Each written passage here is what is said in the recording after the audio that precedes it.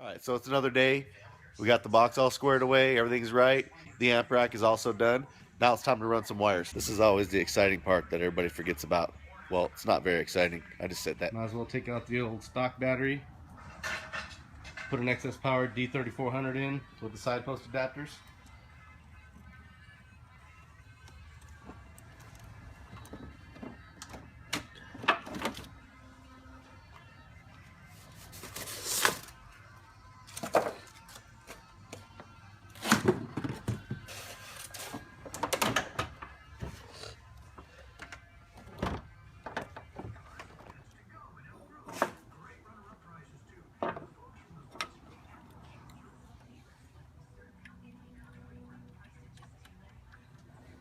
Got a little billet aluminum cover, should look good. Slap it on there.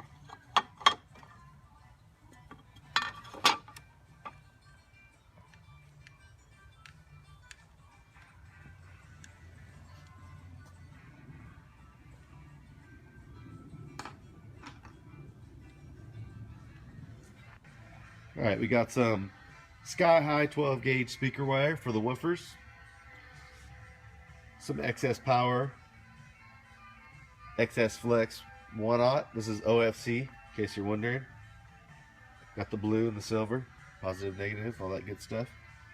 Some 16 gauge Rockford Fosgate speaker wire for the mids and highs. And a couple of distribution blocks. And of course, we got a sky high fuse holder. And an 8L fuse.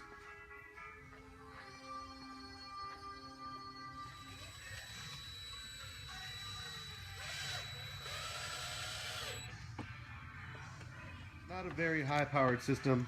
Got 1,000 watts on the woofer, 300 watts on the mids and highs. But we're still gonna upgrade what we got. The factory alternator should be about 100 amps, so it'll do the job all right.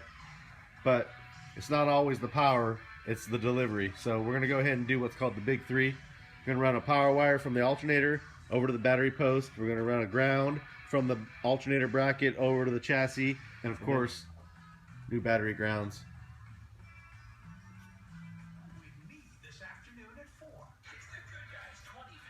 Let's see that wire.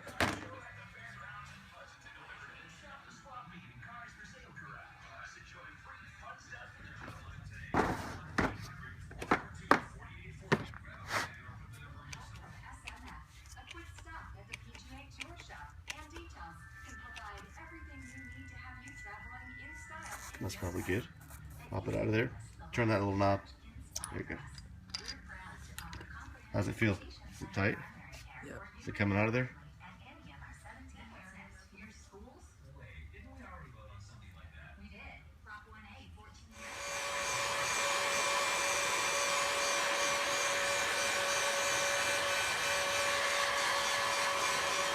Starting to look like a pro did it, bud.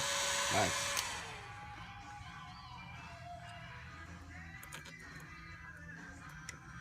Yep.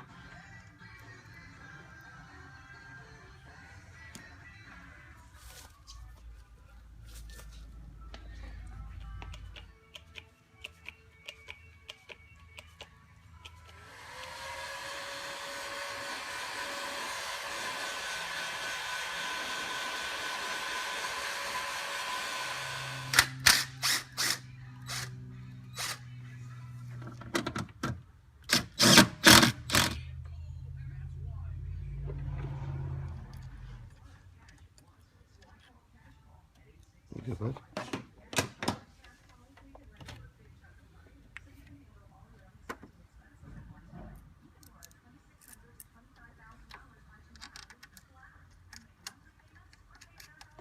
Another thing people overlook when they're putting their fancy power wire in is this puny little stock alternator wire.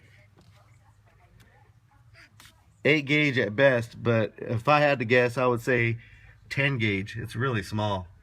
But when your car is running, that's powering everything in the vehicle. So we're gonna go ahead and upgrade that too.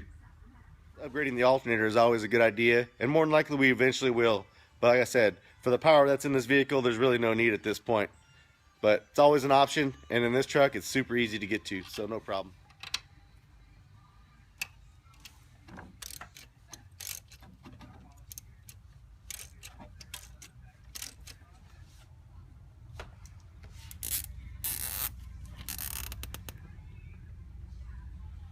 All right, we got all that done.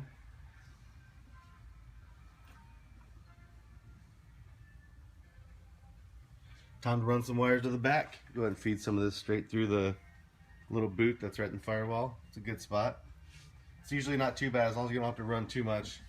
Once you start running 5, 10, 15 of them, it's time to go underneath the vehicle, but one should do.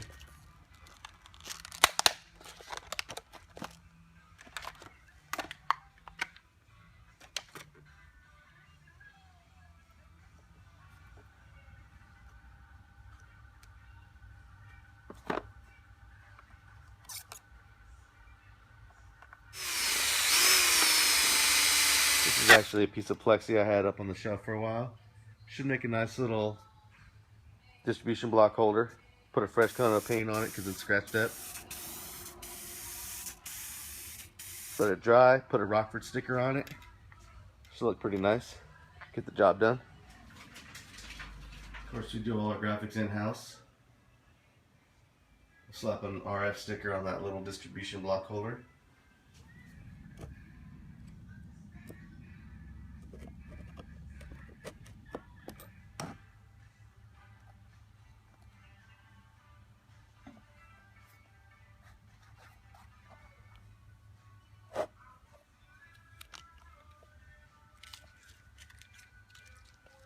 Nothing too special, just gives it a little bit of flavor.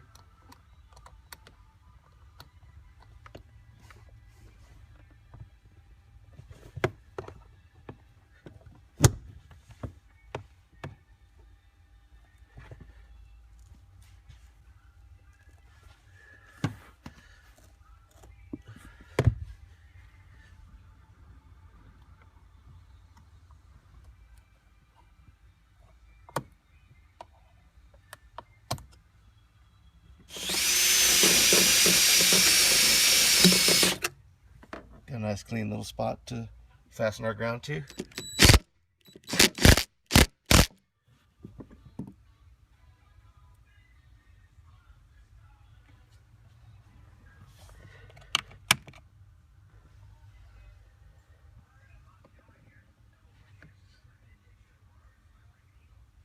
Tomorrow we'll run the wires to the amps, RCAs, power, remote, speaker, all that stuff.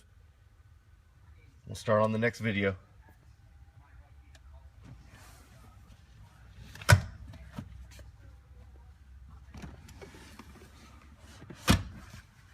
how we do it.